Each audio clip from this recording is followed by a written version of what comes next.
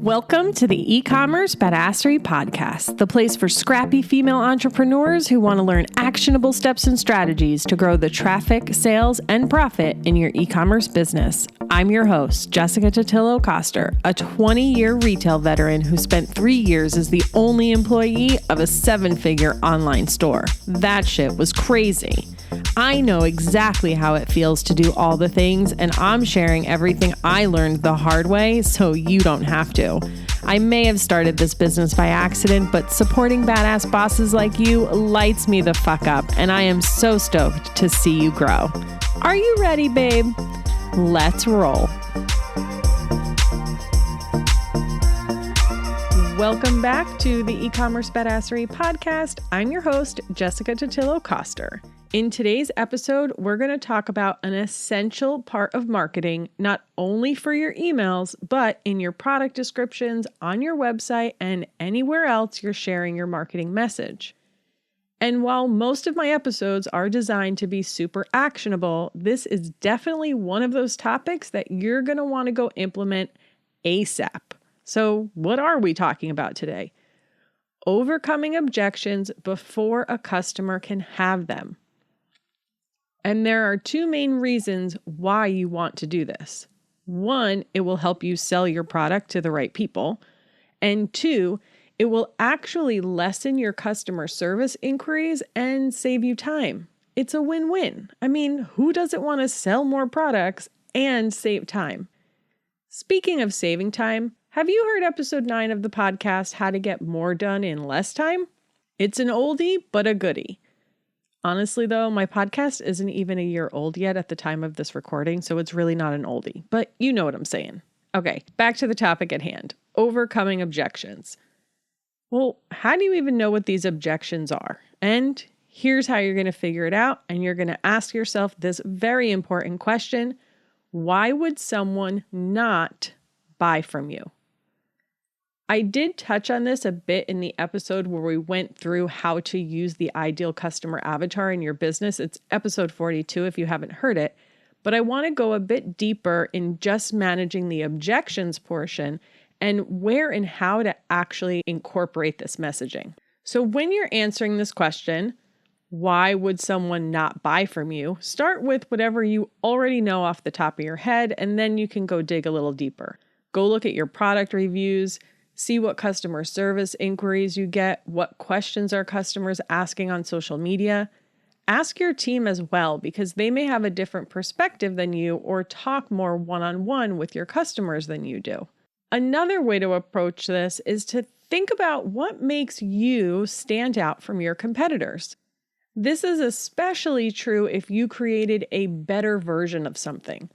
A lot of products are created out of someone's frustration with everything else that's on the market. If you had that frustration, there are likely a lot of other people who have that frustration too, right? So when a potential customer first discovers your brand, they may have some preconceived notions about a product like yours that you're going to have to overcome. And I think in episode 42, I mentioned the example of dollar store eye makeup. It may be perfectly safe, but because I have preconceived notions about where the dollar store gets their product and it's something that's going to be on my face, I'm probably not going to buy that without some smart marketing by them. And one random note here, I'm certainly not poo-pooing the dollar store. I love that place. And some of the best strawberries I ever had actually came from a dollar store. And it's strange how I have no problem buying produce from there, but eye makeup, no thanks. Anyway, you might already have some of these answers in your frequently asked questions section, but that doesn't mean your customers actually read them. And I know you've heard me say it before, but it doesn't hurt to say it again. You can't repeat yourself too much. People don't hear things every time you say them.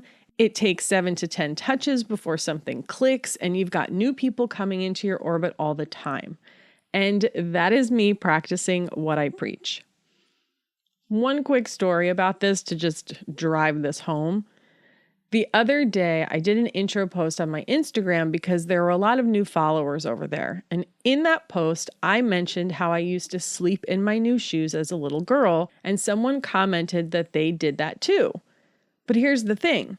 That's not the first time I told that story on social, not by a long shot. And that particular person has been following me for at least a year. I think it's actually closer to 2. So you can't repeat yourself too much. So let's run through some examples so you have an idea of the type of points you're likely to uncover. Some obvious ones might be, what if I change my mind? Can I return or exchange it? How long will it take for me to get it? And of course, the ever so popular price objection. But there may be some other things that come up, like how long will this product last? Will it be hard to use? Is it the right product for me? Is it really the solution to my problem? And sometimes the objection is just, should I be buying this for myself right now? I talk myself out of purchases this way all the time, especially since being in quarantine. But sometimes it's a mom who always puts herself last, or an entrepreneur who puts their business first. Sometimes we need to connect with them on an emotional level and remind them that it's okay to treat themselves once in a while. In episode 42, I used the example of a client I worked with who sold DIY nail polish kits. You get all the ingredients necessary to mix your own custom nail polish color, which is super cool, right? But the biggest hurdle to getting that first purchase was, what if I mess it up? They were hesitant to try it because they weren't confident they could actually do it well.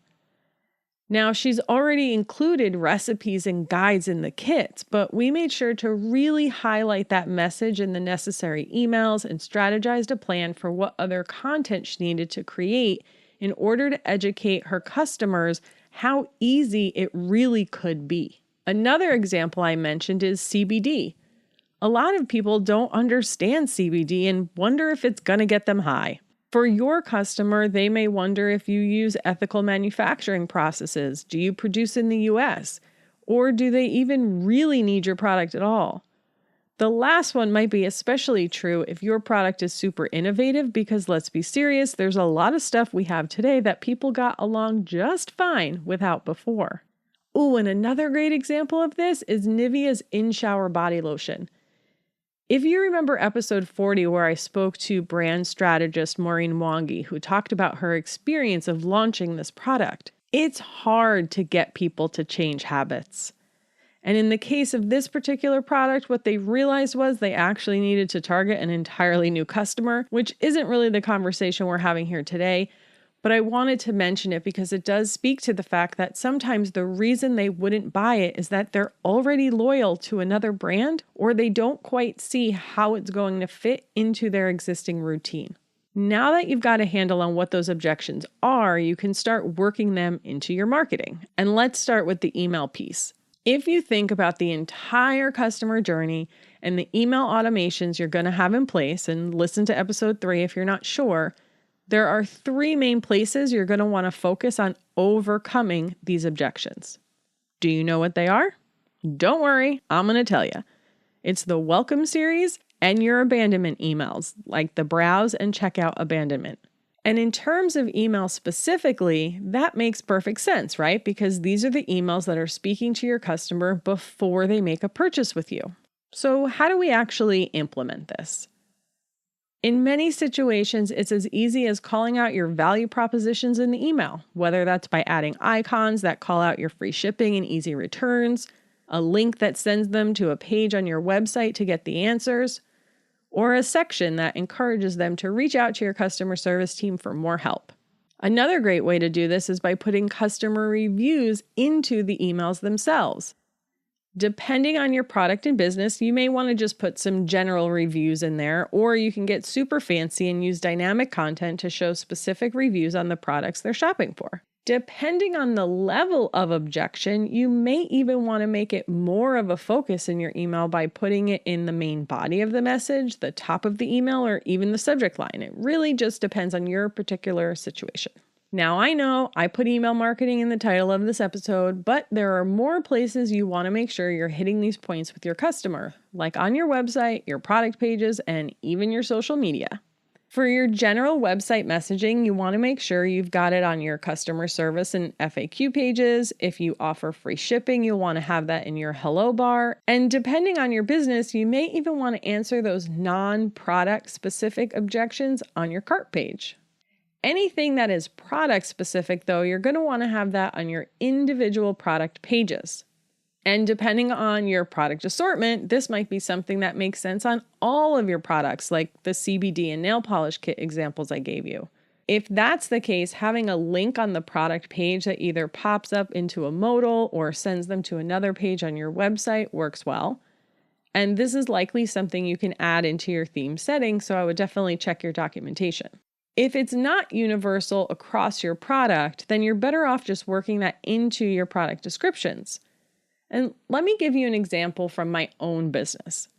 One of the first services I offered and that I still offer is a Klaviyo audit. This is where I dig into your account, find optimization opportunities, and then deliver my findings to you over a 90-minute call. Now, if you're someone struggling to get results from your email marketing, this is likely a great service for you.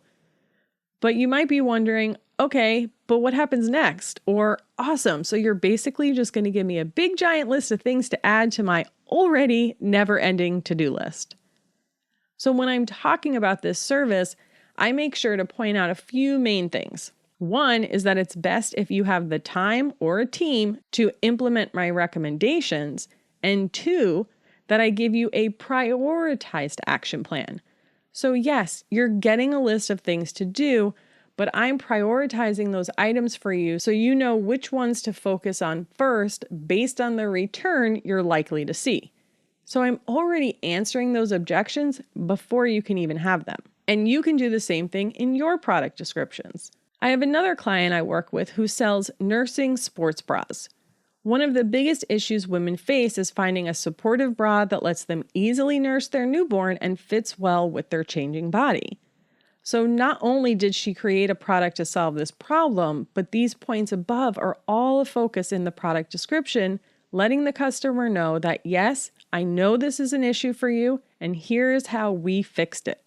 At the end of the day, your goal isn't necessarily to convince someone to buy your product. It's really to help them decide whether or not it's the best product for them. And the way you do that is by understanding those objections and giving them not just the answer they want to hear, but the right answer. Okay, so now that you're ready to implement this, there's one quick thing I want you to do first, and that's to make a note of where you are right now so you can check your data for improvement after you make these updates. For example, let's say you're going to update your cart abandonment emails with product reviews. Take note of your click rate and conversion rate on those emails before you had the product reviews in there. Make the updates and let the flow run for 30, 60, or 90 days, depending upon how many people are running through them. Try and get at least 100 people through there before you look back at the metrics, and then see if your click rate and conversion rate improved. The same can be done with your add to cart rate for your product pages. So take note of your add to cart rate before you make the updates to your product descriptions and see what impact it had. And this is the way I would approach any testing, by the way, but that's an episode for another day. Like I said at the beginning of this episode, don't wait to implement this because it has the potential to have a very positive impact on your business.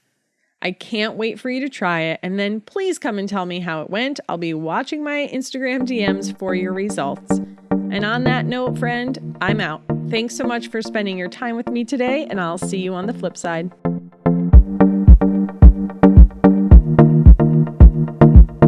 Thank you so much for listening to today's episode. If you like what you heard, I'd be so grateful if you'd leave a review on Apple Podcasts, and don't forget to subscribe so you never miss an episode. And if you're looking to surround yourself with more product entrepreneurs who totally get your life right now, get your booty on over to the eCommerce Badassery Facebook group. Can't wait to see you there. Until next time, e-commerce friends, stay badass.